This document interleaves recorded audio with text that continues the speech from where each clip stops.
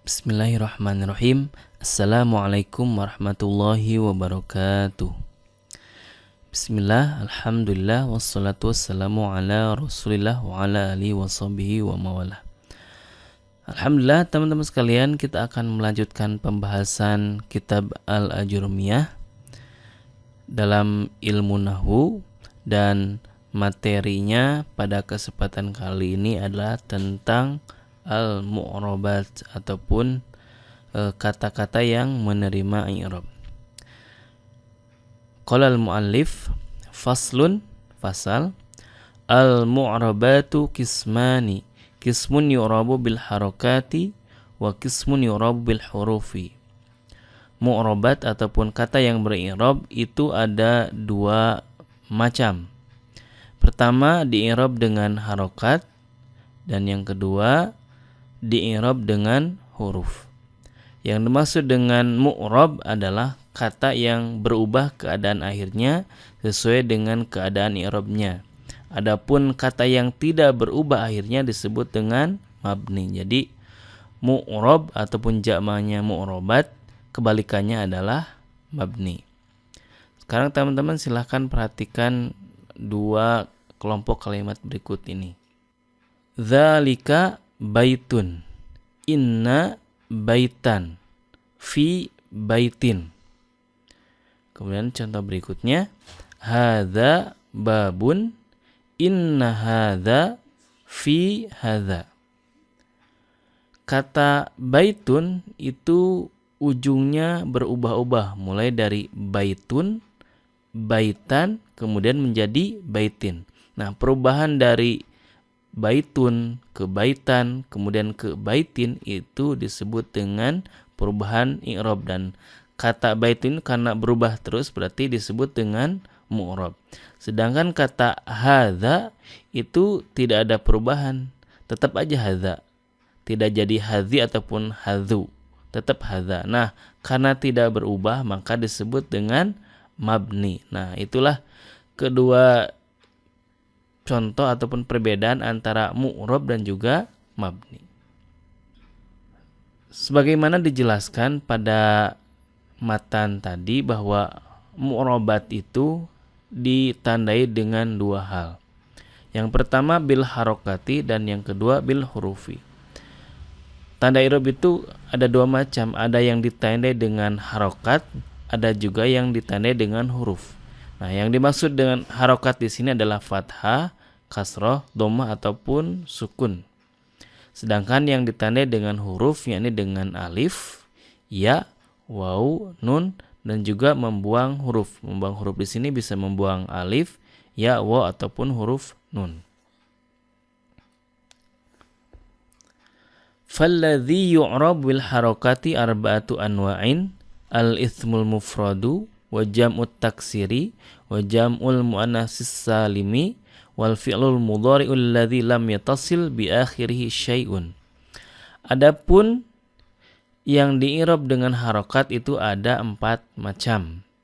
1. Isim mufrad, 2. jamak taksir, 3. jamak muannats salim, yang keempat fi'il mudhari yang ujungnya tidak ada tambahan.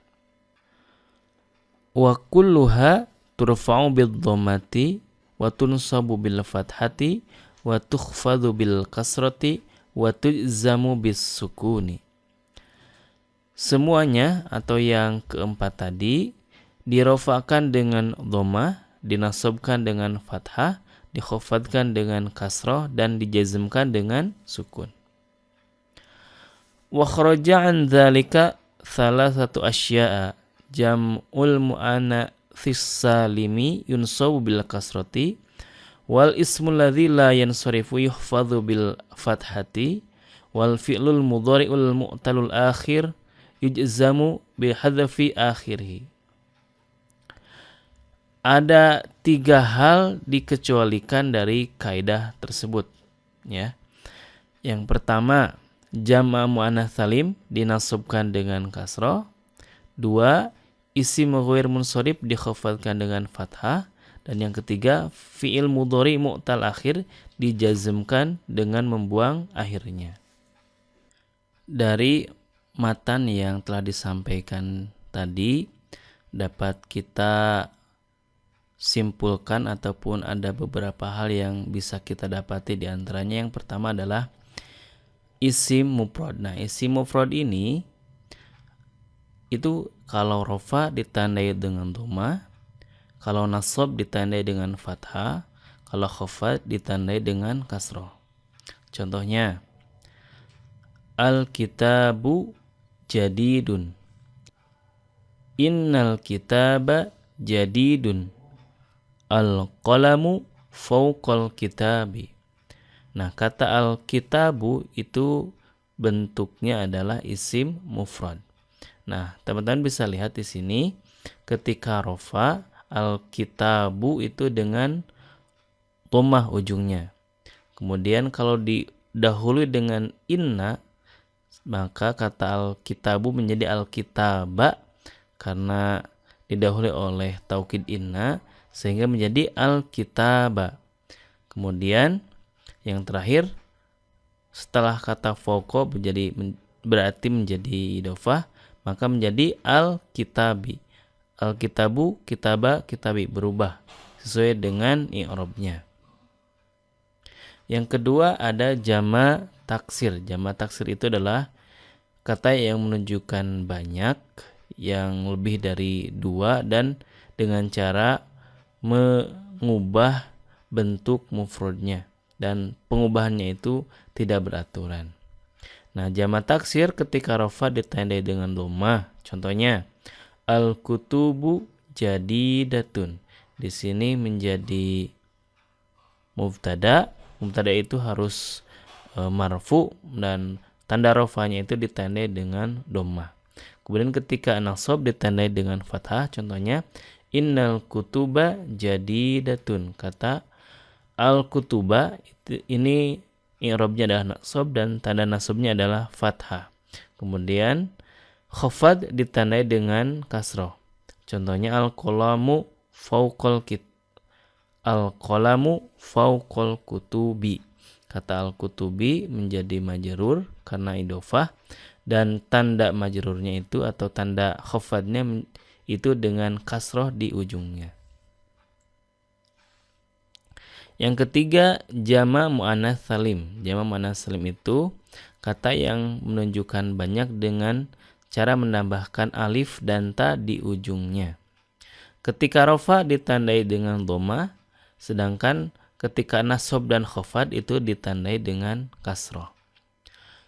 Contoh ketika rafa, at-thalibatu fil masjidi. Kata at-thalibatu itu i'rabnya adalah rafa dan tandanya dhammah. Ketika nasab ditandai dengan kasroh, contohnya innat thalibati fil masjidi.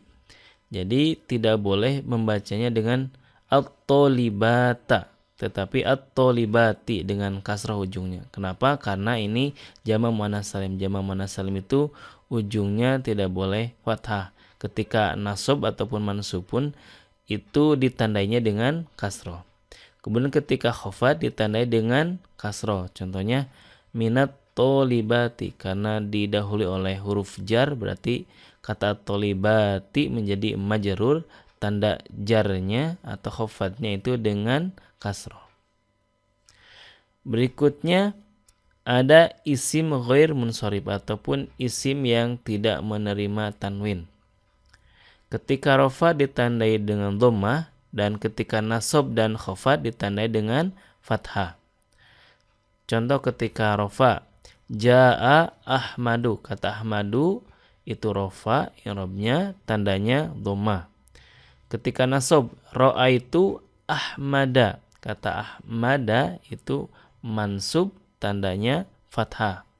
Ketika khafad ataupun jar itu ditandainya dengan fathah juga. Contoh, hadzal kitabu li Ahmada. Li atau lam itu huruf jar. Nah, tidak dibaca li Ahmadi tetapi li Ahmada. Kenapa? Karena kata Ahmadu itu termasuk isim ghair munsharif, isim yang tidak menerima tanwin. Berikutnya fiil mudhari sahih akhir. Artinya fiil mudhari yang ujungnya itu belum ada tambahan. Ketika rofa ditandai dengan dhammah, ketika nasab ditandai dengan fathah, dan ketika jazm ditandai dengan sukun. Kalau ditanyakan kenapa tidak ada khafad, ingat ya bahwa fiil itu tidak ada khafadnya. Yang masuk khafad itu hanya isim saja.